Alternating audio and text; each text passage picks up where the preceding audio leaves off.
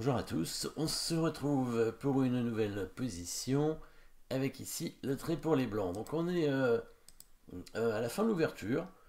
À la fin de l'ouverture, les noirs viennent de jouer le coup fou D7, fou C8 D7 ici, et qui est un mauvais coup d'ailleurs. Il fallait probablement prendre en D4 d'abord, échanger tout en D4 avant de faire fou D7. Et ici, les blancs vont avoir une petite combinaison, bien entendu. Petite combinaison, parce que c'est pas une combinaison qui va gagner tout de suite de façon forcée, mais on va obtenir un avantage qui devrait être suffisant pour gagner. Si on joue des bons coups, évidemment. Si on joue des mauvais coups, peut-être qu'on ne gagnera pas, bien sûr. En tout cas, il fallait trouver cette combinaison avec des coups forcés, bien évidemment. Pas d'échec, pas de menace de mat. Par contre, attaque de la dame, bien entendu. Alors, le coup le plus forcé, c'est cavalier prend C6, puisque c'est ce qui permet à la fois d'attaquer la dame et de prendre une pièce. Mais ce coup est pas très bon, puisque le fou va reprendre simplement. C'est pour ça qu'il est aussi pour cette raison qu'il a bougé son fou ici. Le fou va reprendre, et si on échange des fous, il reprend avec la dame. Ça fait des échanges pas intéressants. Une autre possibilité, ce serait le cavalier qui vient attaquer la dame de l'autre côté, qui est aussi un coup forcé, puisque les noirs sont obligés de prendre le cavalier, sinon le fou en C5 est perdu, puisque la dame n'a pas de case sinon pour protéger son fou. À savoir que la dame est prise sur échec aussi, très important. Donc les noirs ne peuvent pas prendre le fou en E3, parce qu'on prend la dame sur échec, on gagne la dame. Donc il est obligé de prendre le cavalier. Et là, le cavalier pourrait prendre ce pion. Toute l'idée est là. C'est aussi toujours avec l'idée de prendre la dame sur échec, évidemment. Donc là, les noirs n'ont pas de possibilités, d'autres possibilités que soit bouger la dame, soit prendre le cavalier. Donc pareil, s'ils prennent le fou, on prend la dame sur échec, bien sûr. Donc cavalier F5, E prend F5, cavalier prend D5. Les noirs ne peuvent pas prendre le fou. Donc soit ils bougent la dame, soit ils prennent le cavalier. Le coup le plus simple, c'est la prise du cavalier. Évidemment, on prend sur échec et on récupère le fou, pièce non protégée, évidemment, puisqu'elle est protégée qu'une seule fois et attaquée une fois déjà. Donc ça fait un pion d'avance à la fin. Et puis là, c'est bon. On est content avec les blancs. Le problème de cette variante, c'était le coup dame D6. Pourquoi? Parce que la dame défend toujours le fou, ici. Alors on va prendre le cavalier encore sur échec, très important à nouveau. Sinon les noirs ont peut-être le temps d'échanger les dames, il faut voir. Parce qu'il y a le fou ensuite qui risque d'être attaqué. En tout cas c'est échec, donc pas de souci. Et la tour va prendre pour défendre sa dame. Sauf qu'il y a le fou derrière qui n'est pas protégé. Regardons, cavalier prend F6. Alors, s'il prend de la dame, on fait tout simplement fou prend fou, on a gagné un pion, paire de fou, voilà, position normalement gagnante pour les blancs. Et s'il prend de la tour, c'est ça qui est plus compliqué. Voilà, ici, en fait, il y a un piège. C'est que si on prend ce fou ici, c'est une erreur. Parce que après, dame prend fou. Si la dame prend le fou ici non protégé, on va reperdre la tour derrière. Voilà, et j'avoue que pendant la partie, c'était une de mes parties, pendant la partie, j'avais vu cette variante et je m'étais dit, ah bah mince, la combinaison ne fonctionne pas. Sauf que, voilà, il fallait penser au coup intermédiaire qui était trouvable quand même, parce que c'est un échec, coup intermédiaire sur échec, tout va bien. Et le fou se développe en faisant échec, et du coup, ça protège la tour.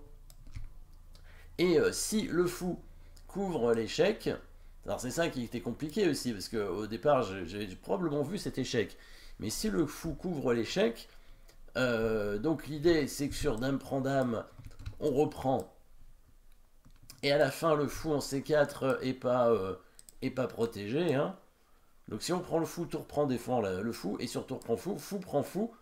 Et finalement, les noirs ont gagné une pièce. Et il y a ce petit coup de dame en C3 ici, qui permet d'attaquer la dame à la découverte et donc de défendre le fou de case blanche et en même temps d'attaquer le fou de case noire. Toutes ces choses qu'on arrive à faire en même temps. Alors évidemment tout ça c'est les variantes qu'il faut jouer et qu'il faut calculer sans bouger les pièces. C'est-à-dire après fou D7, voilà, on calcule cavalier F5, puis on prend F5, cavalier prend D5.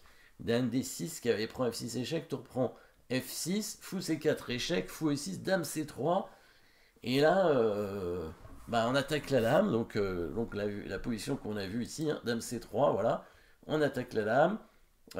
Si la dame bouge, on va simplement... alors là, on peut prendre le fou ici, parce que s'il prend, il perd sa dame, hein, échec. Voilà, et pareil, les blancs ont gagné un pion avec la paire de fous, quoi qu'il arrive. Hein. S'il met son cavalier au milieu, bon, je pense qu'on va prendre le cavalier avec le fou, voilà. Et s'il reprend, on va prendre avec la tour. Bon, et là, on a gagné un pion aussi. Bon, il n'y a pas la paire de fous, mais on a quand même un pion d'avance, avec une bonne position, évidemment. Voilà, donc ça c'était la combinaison dans la partie. C'est pas ce qui s'est passé puisqu'il y a eu le coup fou E2, donc qui est une erreur, hein, puisque là les noirs auraient dû évidemment faire attention. Alors fou E2 c'était pour défendre la tour hein, principalement, donc pour éviter la variante qu'on a vue tout à l'heure, et donc éviter que la tour soit prise à la fin. Sauf que, bon, parce que j'avais pas vu le coup dame C3 à la fin. Donc là, les noirs auraient dû prendre, échanger les cavaliers, les fous probablement, peut-être amener la tour en C8 comme ça pour continuer une petite pression, pour obtenir une petite pression sur la colonne semi-ouverte. Je pense pas qu'ils craignent qu'on prenne ce pion. Après, on pouvait l'avancer aussi. Hein. Bon, les blancs sont un peu mieux quand même, hein, parce que il y a une meilleure structure de pion, un pion arriéré, une case forte, un mauvais fou. Bon, voilà, avantage blanc évidemment. Voilà, dans la partie, je montre ce qui s'est passé. Évidemment, il n'a pas vu, il a joué tour C8. Et maintenant, je vous le donne en 1000, cavalier F5. Et oui, voilà.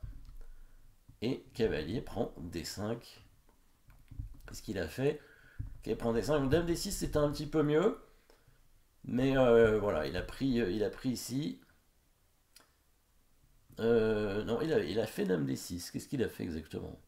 Je pense qu'il a fait dame D6. Ah, c'était mieux de prendre en D5. Ah, c'est ça. C'était mieux de prendre en D5 et de jouer avec un pion de moins comme ça. Voilà, la dame ici. Bon, paire de fou, un pion d'avance pour les blancs. Normalement, c'est gagnant. Dans la partie, je vous montre la fin. Ça va assez vite. Donc, il n'a pas pris. Il a joué dame D6. Voilà. Cavalier prend, tour prend. Voilà. Et maintenant, fou prend C5. Et oui. Et pas besoin de fou C4 échec. Hein. Fait fou prend C5 directement. Voilà, si on dame prend C5, dame prend D7, et on voit la tour qui est protégée ici. Donc là, pas de souci, il fait tour D8, mais là, un peu bougé. Voilà, après, c'est fini assez vite. Tour D7, tour prend D7, dame prend D7, tour F8, dame prend B7, et il a abandonné parce qu'il avait 2 pions de retard, hein, et la dame attaquait encore le cavalier, hein, ça commençait à faire beaucoup, donc... combinaison ratée, mais finalement réussie, parce que l'adversaire a été coopératif. Hein. Ça n'arrive pas toujours. Hein. Il faut se méfier des adversaires. Parfois, ils ne nous laissent pas faire. Et finalement, on ne peut plus faire la combinaison. Donc, bien calculé. Auparavant, c'est mieux. Merci d'avoir suivi cette position. N'oubliez pas de vous abonner. Et à très bientôt.